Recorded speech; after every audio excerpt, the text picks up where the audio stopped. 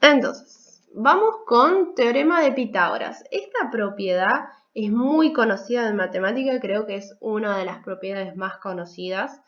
Y vamos a ver que esta propiedad tan importante solamente se va a aplicar a un tipo de triángulo. ¿A qué tipo de triángulo? El triángulo rectángulo, ¿sí? A los triángulos que tienen un ángulo recto, ¿sí? Bueno, este matemático, que también fue filósofo, Pitágoras, retomó trabajo en realidad de los babilónicos y de personas que hayan trabajado en matemática de India, ¿sí? De la India, retomó todos esos trabajos y sintetizó en una propiedad muy importante. Estos también tenían una escuela o una secta pitagórica que básicamente adoraban algo. ¿Qué adoraban esta secta? Imagínense que adoraban el número. Bueno, de esta escuela salieron los números primos, los números amigos, los números pares, impares, ¿sí? De ahí salió toda esa clasificación. Pero bueno, lo más conocido, aparte de esto, es la propiedad que vamos a ver a continuación, que solamente se cumple para los triángulos rectángulos. Para eso, cada lado va a recibir un nombre específico del triángulo. Recuerden que el triángulo tiene 3 lados, ¿sí? Y cada lado va a recibir su nombre.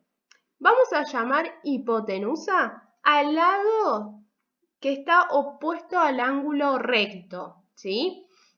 Si está opuesto al ángulo recto, este lado se va a considerar como el lado mayor de los 3 del triángulo rectángulo, ¿sí? Ahora nos vamos a dar cuenta porque es el lado opuesto al ángulo recto, porque es el lado que no lo toca al ángulo recto, ¿sí?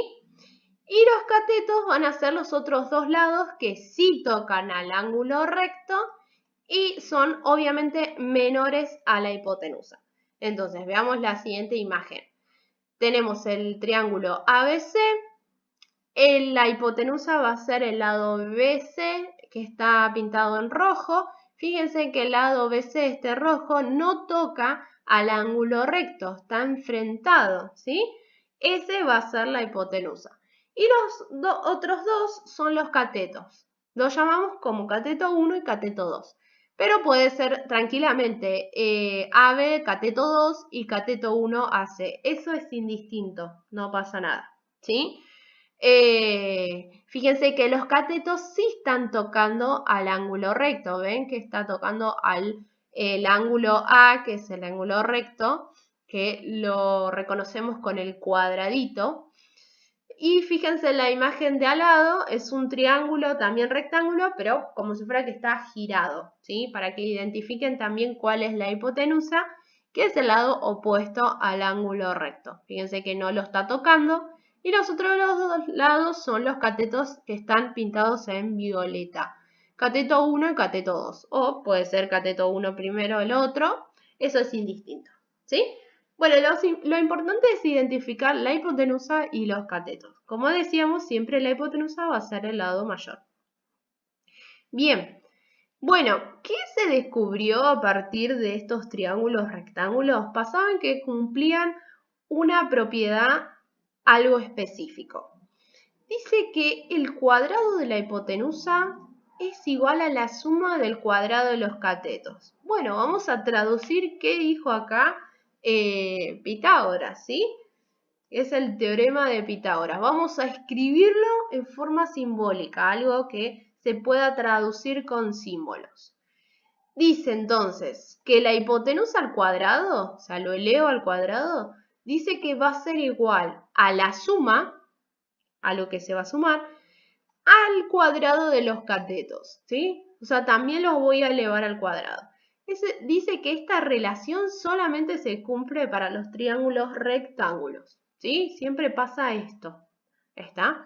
Bueno, vamos a comprobar efectivamente que pasa eso, que la hipotenusa al cuadrado es igual a uno de los catetos al cuadrado más el otro cateto al cuadrado. ¿Y cómo lo vamos a comprobar? Vamos a hacerlo de manera geométrica y con cuentitas, a ver cómo sale. vamos a tener el siguiente triángulo rectángulo donde su hipotenusa mide 5 centímetros y uno de los catetos 4 centímetros y el otro 3 centímetros, ¿sí? Como figura a continuación, ¿ven? La hipotenusa, que es el lado mayor, que es 5, no toca el ángulo recto, que está acá dibujado en negro. Y los otros dos catetos es 3 y 4. 3 y 4 centímetros. Bien, ¿qué decía acá la fórmula? Que la hipotenusa al cuadrado. Al cuadrado. Entonces, ¿cómo lo represento geométricamente el cuadrado? Efectivamente con un cuadrado. ¿Sí? Voy a dibujar un cuadrado de 5 centímetros.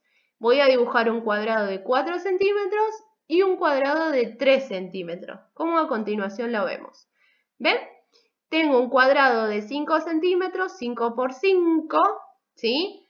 Fíjense, a partir de la hipotenusa, tengo un cuadrado de 3 centímetros, que es el cateto, de 3 por 3, y un cuadrado de 4 por 4, que es el otro cateto. Bueno, ¿qué pasa con el cuadrado de 5 por 5, que es la hipotenusa? Cuento 5 por 5, me da 25, ¿sí? Si yo lo divido al cuadrado en 5 lados y voy a contar, tengo 25. Si hago el cuadrado de 3, fíjense que tengo 3 por 3, 9, y el cuadrado de 4 es 16. Bueno, ¿qué pasa? La suma de este cuadrado naranja con la suma de este cuadrado rojo, 16 y 9, se supone que es igual al cuadrado de 25. Y sí, porque 9 más 16 me da 25, lo mismo que en el anterior. Entonces, ¿qué decimos? Que se cumple el teorema de Pitágoras porque es un triángulo como rectángulo. Si no fuera rectángulo, no se cumple esta igualdad, ¿sí? Pero bueno, todo muy lindo. Si se comprueba el teorema de Pitágoras, ¿para qué me sirve entonces esta fórmula? En realidad me sirve porque puedo hallar el lado de un triángulo rectángulo si tengo dos lados, ¿sí? Esa es la aplicación más importante que tiene el teorema de Pitágoras, ¿sí? Puedo calcular la hipotenusa si yo sé dos catetos, o puedo calcular un cateto si sé la hipotenusa y uno de los catetos, ¿sí? Entonces, esa es la aplicación más importante del teorema de Pitágoras, ¿sí? Y veamos a continuación. Tengo el siguiente triángulo, ABC. Dice calcular el lado CB, o sea que hay un lado que yo no lo sé, ¿sí? Que es CB. ¿Qué es el lado CB? Ahora vamos a ver, vamos a identificar. Pero tengo el lado AC que mide 6 centímetros y el lado AB que mide 8 centímetros, ¿sí? Bueno, lo primero que tenemos que hacer es identificar cuál es la hipotenusa y cuáles son los catetos, ¿sí? Bueno, ¿cuál es la hipotenusa de este lado, de este triángulo, perdón, ABC?